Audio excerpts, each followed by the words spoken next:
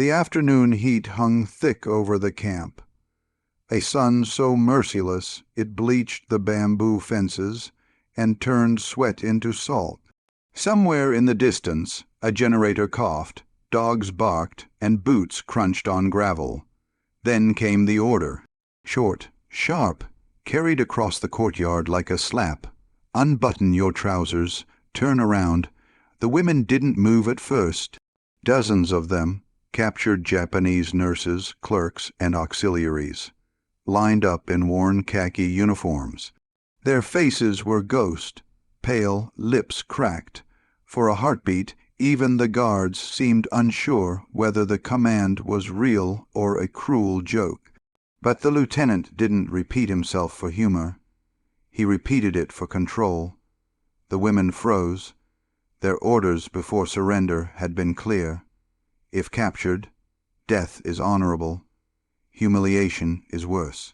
Yet here they were alive, trembling, and facing something they could not have imagined during training drills in Yokohama or Singapore.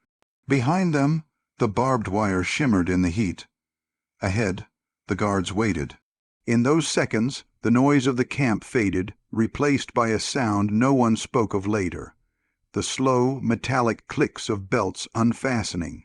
One by one, fabric loosened, shame filling the air heavier than smoke.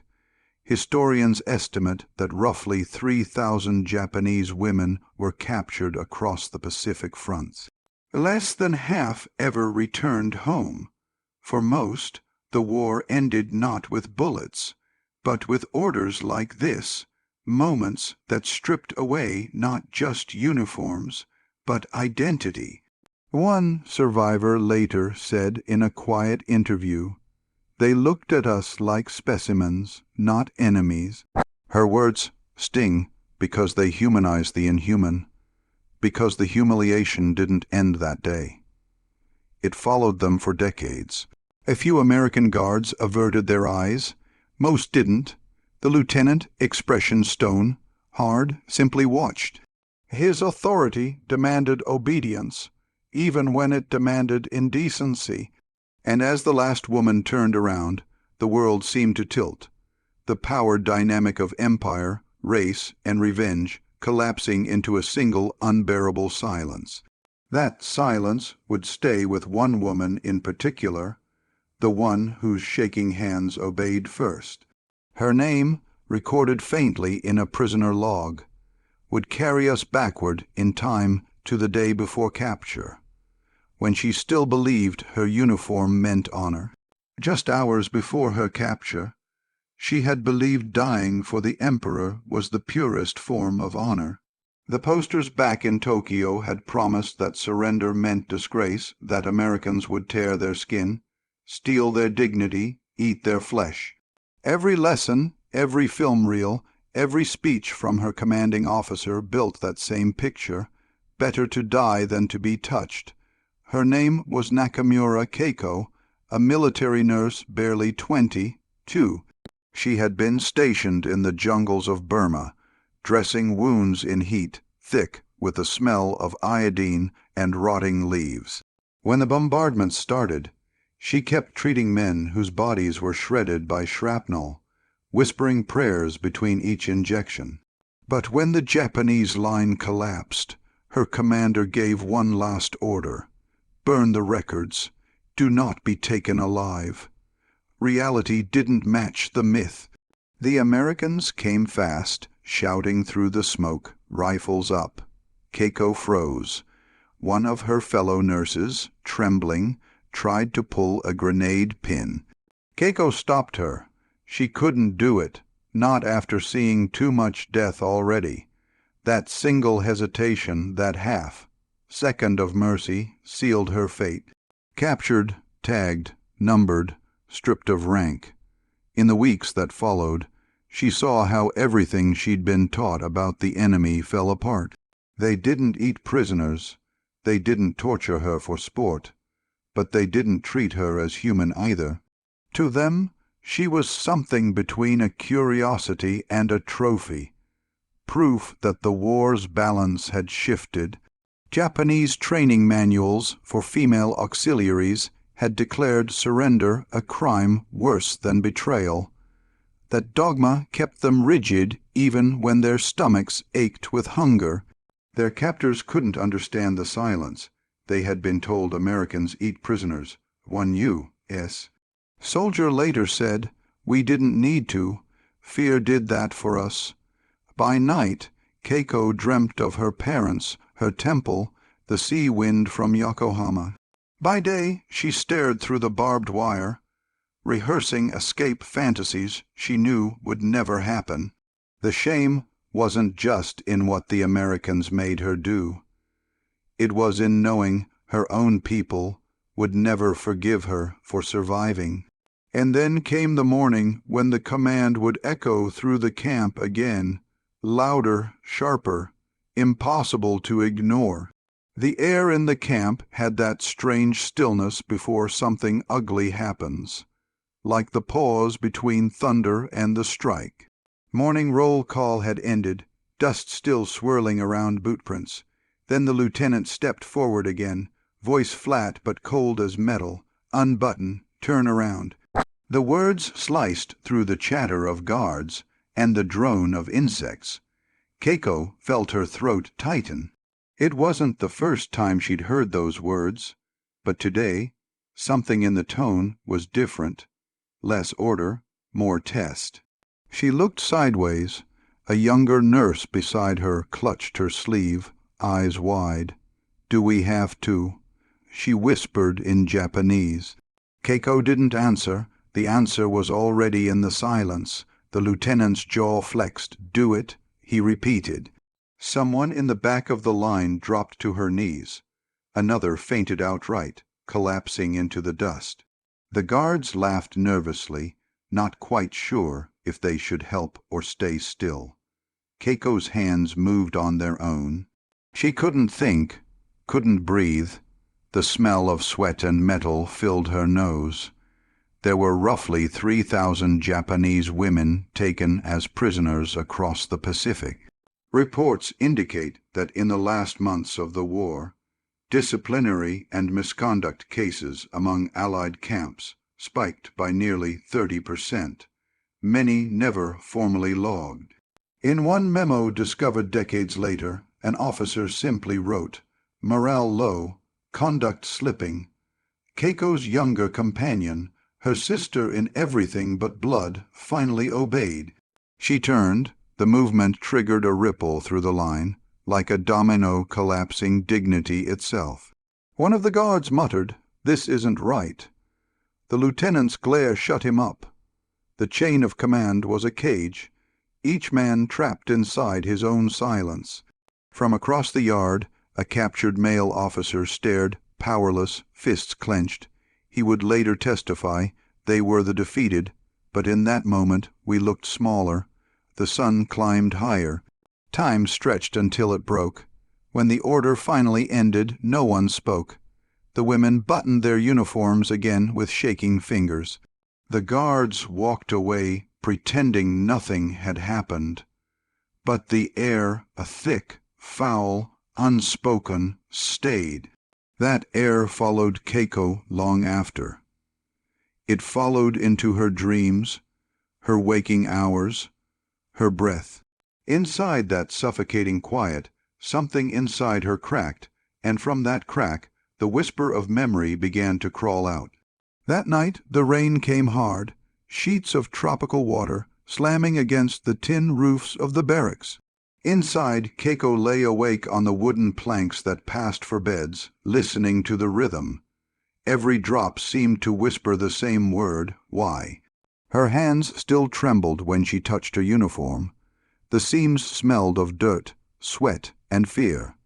She stared at the ceiling, where thin light from a guard's lantern cut through the cracks.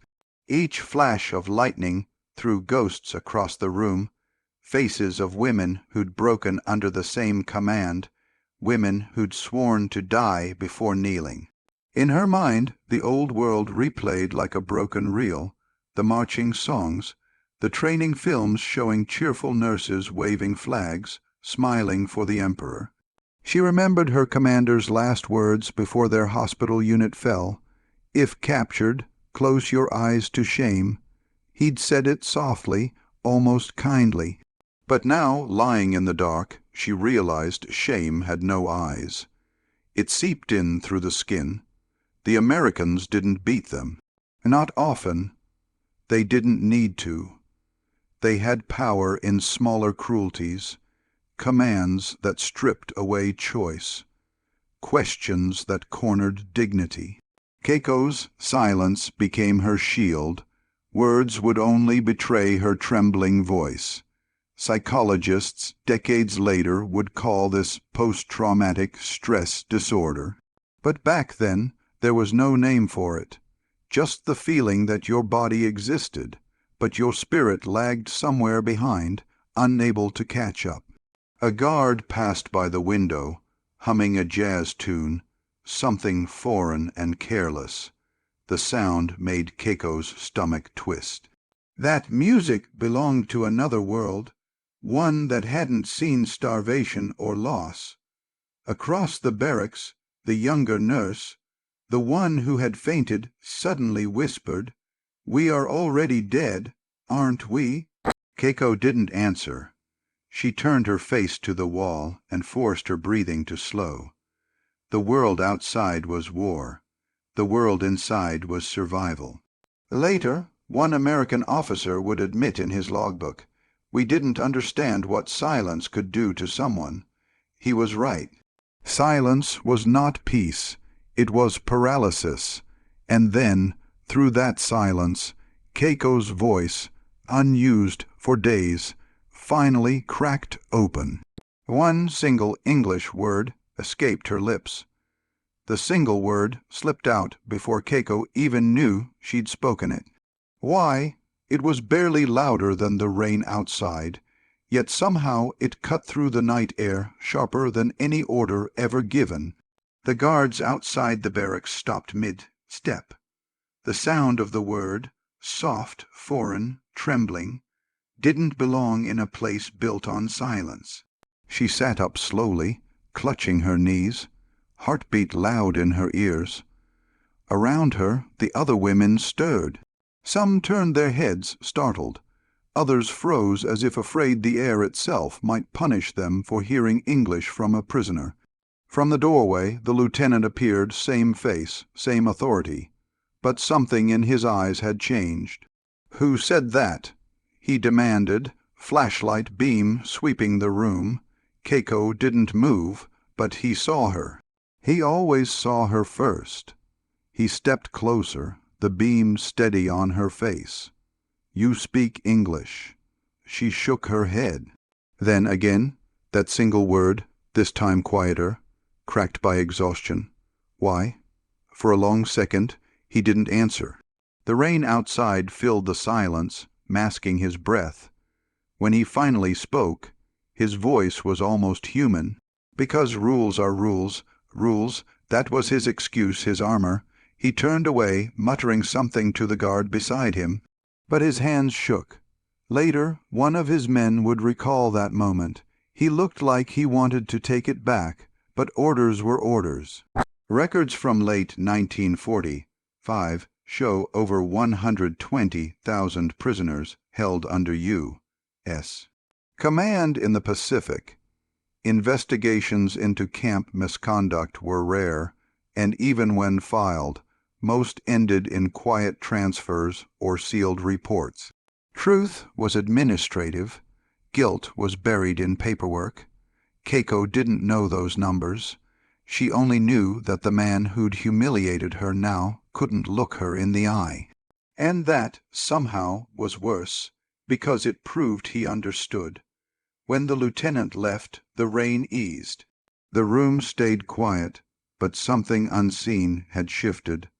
A small crack in the wall of power, barely visible yet impossible to seal again. Outside, under the dripping eaves, the lieutenant lit a cigarette and stared into the dark, realizing the war wasn't over for him either. His conscience had just begun to fight its own. The next morning, Lieutenant Harris sat alone on an overturned crate behind the supply shed, a cigarette burning between his fingers and ash clinging stubbornly to the tip.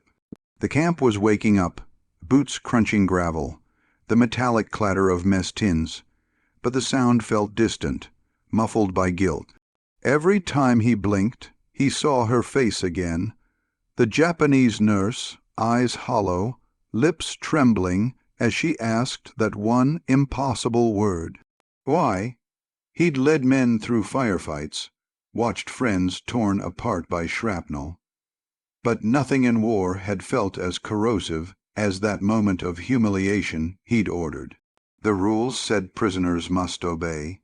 The rules didn't say what that obedience should cost. That afternoon, Harris sat in the makeshift office, staring at a blank sheet of paper. He began to write, "To whoever finds this, I did something I can't justify." But the words faltered. How do you confess something that isn't illegal on paper, but feels unforgivable in the soul? He tore the page, started again, then stopped. The letter would never be sent. Post-war statistics, the kind historians uncover decades later, show that only about 2% of reported misconduct cases in Pacific POW camps were ever investigated. Most were quietly buried beneath bureaucracy and victory parades. Harris didn't need an investigation to know he was guilty. His sentence was memory. He looked at his men, boys barely out of school, laughing near the motor pool, cleaning rifles that would never fire again. They didn't know the weight of their silence. Maybe he didn't either until that night, in his final entry, found years later among declassified U.S. Army logs, Harris wrote, "Orders don't excuse eyes that look away." It was one line, no signature, just a date, August 1945. That same week, far across the ocean, the Emperor's voice declared Japan's surrender. Cities burned, but the war's embers still glowed inside those who'd lived through its moral fog. As Harris folded the unsent letter and slipped it into his footlocker, a wind carried dust through the camp, warm, choking, full of endings. He didn't know it yet, but that same dust would soon drift over Tokyo's ruins, settling on a country that would rather forget than forgive. Tokyo smelled of ash and wet concrete. In the autumn of 1946, the city was a skeleton, bridges bent like broken ribs, rooftops peeled open to the sky. Survivors moved through the ruins like ghosts, eyes low, feet careful not to disturb the dust of what used to be homes. Keiko stepped off the repatriation truck, clutching a single canvas bag. Her uniform hung loose, her hair cropped short, her silence complete. Around her, other returning prisoners looked the same, faces hollowed by hunger and time. No one spoke of where they'd been. No one dared. The government welcomed them back with paperwork, not compassion. Reintegration, the officers called it. In truth, it was exile inside their own homeland. To the public, surrender equaled shame. Families received letters confirming honorable service, but the fine print erased captivity entirely. Many former POW burned their tags before going home. Keiko's mother opened the door, tears catching in her throat, then froze. Her daughter's uniform bore the patch of a prisoner. The silence between them said everything. Keiko bowed. Her mother stepped back. Records suggest that over 60% of repatriated female prisoners never spoke publicly about their captivity. Most claimed to have served until the end. Their trauma became invisible, their survival rewritten as absence. One U.S. report from 1946 described returning Japanese POW as psychologically fractured, socially ostracized. The phrase missed the truth. They weren't just broken, they were erased. Keiko rented a tiny room near Shinjuku. Every night she boiled rice she could barely afford and folded her clothes with military precision, as if order could hold back memory. When thunder rolled through Tokyo, she'd flinch, thinking of the rain against tin roofs. A neighbor once asked where she'd been during the war. Keiko smiled politely. Nursing, she said. That was all, but silence has gravity. It pulls at the edges of truth until something gives. By the late 1970s, whispers began to surface, women meeting in secret, comparing scars not on their skin but in their memories. One of them carried a tape recorder, and when Keiko finally sat before that microphone, the air between her and the past began to tremble. The tape clicked on with a faint hiss, that soft magnetic hum of old machines capturing something fragile. Across the table sat Keiko, now in her mid-50s. Her hands trembled slightly as she adjusted the microphone. "We turned around," she said in Japanese, voice barely above a whisper, "and everything turned dark." It was 1978. The BBC had sent a small crew to Tokyo, after hearing rumors of Japanese women who'd survived captivity. Until then, female POW testimonies were almost myth, erased by shame, ignored by historians. But Keiko had decided she was done carrying silence as punishment. The interviewer asked gently, "What did they say to you?" Keiko's eyes drifted away. "They told us to unbutton our trousers, to turn around. We turned, and in that moment, I knew the war would never end for us." Her confession was clinical, almost detached, the voice of someone who had rehearsed the memory so often that pain had hardened into precision. Yet the crew sat frozen. There was no background music, no dramatization, just rain tapping on the window, and a survivor rewriting history in real time. The recording lasted 23 minutes. It would air only once on a late-night program in London.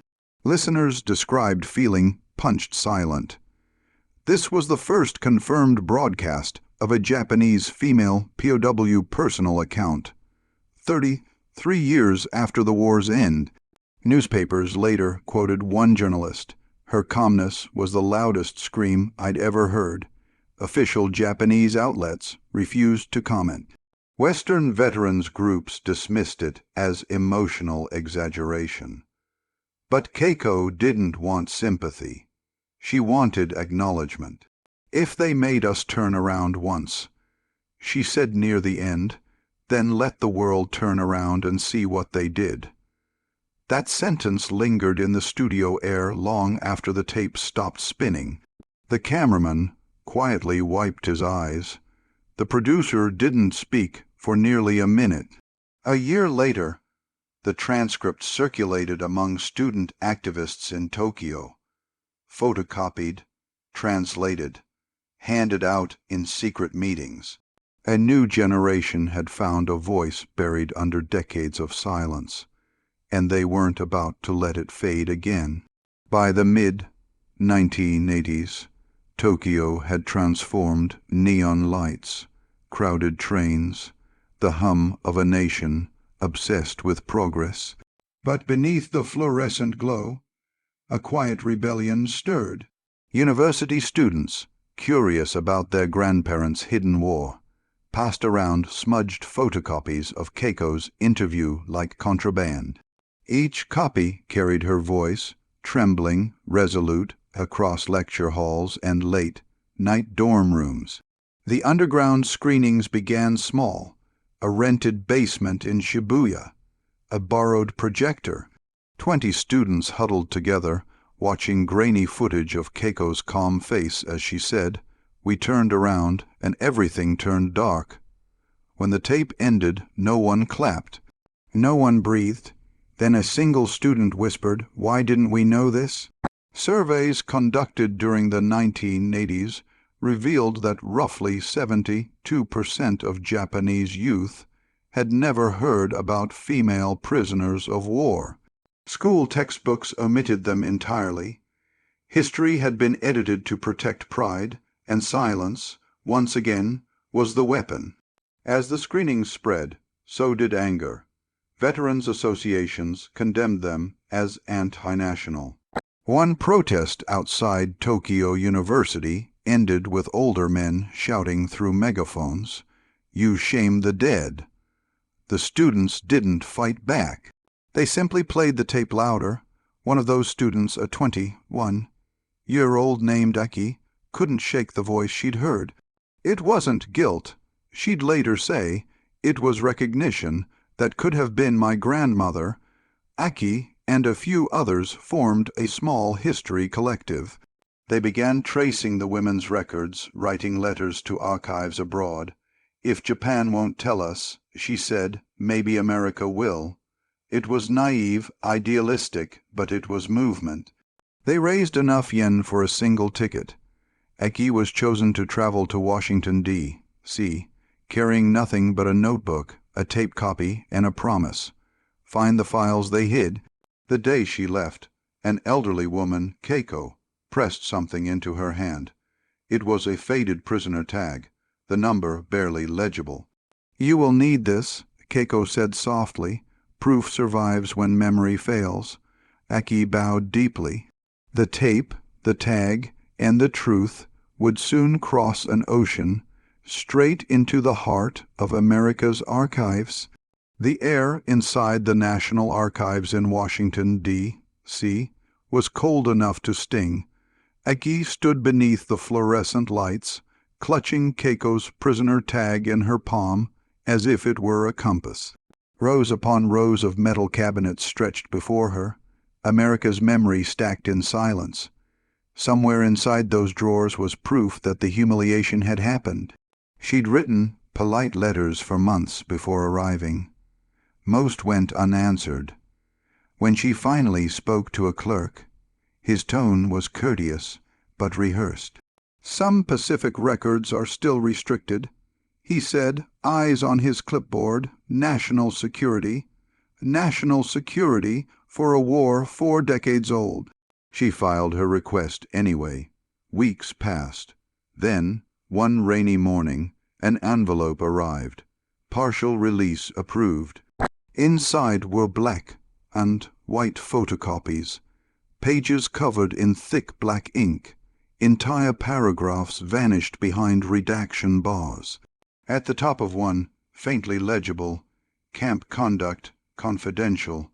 The words hit harder than any photograph. There it was, the same sterile language Harris had used in his unsent letter. Procedure required, no misconduct recorded. Lies written in the grammar of bureaucracy. Official numbers tell their own kind of silence. Over 400 case files from Pacific POW camps remain classified even after 70 years. Historians who have seen fragments describe them as incomplete by design. The ink doesn't just hide names, it hides conscience. Eki copied every page she could. Her hands shook as she fed the machine, the hum of the copier merging with the thump of her heart. Each page felt like reclaiming a voice that had been strangled by paperwork. As she left the building, the security guard glanced at her stack of files and said casually, "Digging up ghosts." She looked him straight in the eye. "No," she replied, "digging up proof." Outside, rain streaked the marble steps, and the sky over Washington turned gray. The tag in her pocket pressed warm against her leg. Keiko's number, once a mark of humiliation, now a key. That evening, in a cheap hostel, Eki spread the redacted pages on the bed. The black lines looked like bars on a cell. She stared at them until dawn and realized, some prisons don't have walls. They have silence. But that silence was about to be broken publicly for the first time. The exhibition opened on a gray spring morning in Tokyo, April 1980. 9. The banners outside read only 2 words, voices remembered. No bright colors, no fanfare, just black lettering on white cloth, fluttering in the wind. Inside the museum, the lights were low, the room silent except for the shuffle of shoes across polished floors. Eki stood by the entrance table, heart pounding as visitors filed in. She had spent 3 years fighting for this, translating, fundraising, convincing skeptical curators that these stories mattered. The centerpiece was small but arresting, a single glass case containing Keiko's prisoner tag, the redacted pages from Washington, and a black plaque with 4 words engraved in both English and Japanese. "Unbutton your trousers, turn around." The words stopped people mid-step. Some stared, some wept. Others turned away quickly, muttering that such things should remain buried. Keiko was there too, sitting quietly in a corner, her cane resting across her lap. She hadn't spoken publicly since the interview 11 years earlier. When she saw the display, she whispered, "It's colder in glass than it was in the camp." Visitors lingered longest at the photographs, faded, grainy images of women in khaki uniforms behind barbed wire. Attendance surpassed 100,000 in the first week. Newspapers abroad called it Japan's long, delayed mirror, yet the government issued no statement. Silence again, official, deliberate, cowardly. One American veteran visited on the 3rd day. He stood before Keiko's tag for nearly 10 minutes, unmoving. When he finally spoke, his voice cracked. "We were told it was duty," he said, "but duty should never look like that." The exhibit's final room played Keiko's taped voice on loop. "If they made us turn around once," it said softly, "then let the world turn around and see what they did." The crowd stood frozen every time that line echoed through the speakers. Outside, protesters gathered, some denouncing foreign lies, others demanding the truth be added to textbooks. The divide wasn't new, but this time the silence had competition. Sound, evidence, witness. As the museum lights dimmed that night, one spotlight remained, illuminating the black plaque. The engraved command glowed faintly, as if the words themselves refused to die. And in that glow waited one final voice, Keiko's last. The museum had closed for the night. Only the security lights remained, casting long, quiet shadows across the floor. Keiko waited until the last visitor left, before asking Eki to walk her to the display one final time. Her cane clicked softly with every step, a metronome marking the rhythm of a life stretched between silence and survival. She stood before the glass case. Her reflection merged with the objects inside, the prisoner tag, the redacted pages, the engraved words that had haunted her for more than 40 years. "Unbutton your trousers, turn around," the same words that once broke her now hung frozen in glass, powerless. Eki whispered, "Do you want to say something for the record?" She lifted the small recorder between them. Keiko nodded slowly. Her voice was faint but clear, as if carried by every woman who'd once stood in that line. "They made us turn around," she said, "but we never bowed." She paused, fingers tracing the glass. "I thought humiliation would kill us, but shame belongs to the one who gives it, not the one who endures it." Eki looked down, fighting tears. For decades, Keiko had lived between worlds, a survivor hidden from her own country, ignored by those who'd written victory's version of truth. But here, surrounded by proof and memory, she was finally more than a statistic. She was witness. As of 2023, Historians estimate fewer than 12 Japanese female prisoners from the Pacific War remain alive. Their names rarely appear in textbooks, yet their testimonies ripple through archives, classrooms, and quiet corners of the Internet. When Keiko finished speaking, she turned away from the case. The lights reflected briefly on her glasses, like fireflies caught in amber, before fading as she stepped into the hallway. "Will you be okay?" Aki asked. Keiko smiled. "I already am." Outside, Tokyo's night buzzed with traffic and neon. But in that single room behind glass, the war's echo finally settled into peace, not forgetfulness, but acceptance. And as the camera of history pulled back, from the plaque to the tag, to the woman who had carried both shame and strength, one question hung quietly in the dark. When power asks for obedience, what part of our humanity do we unbutton first?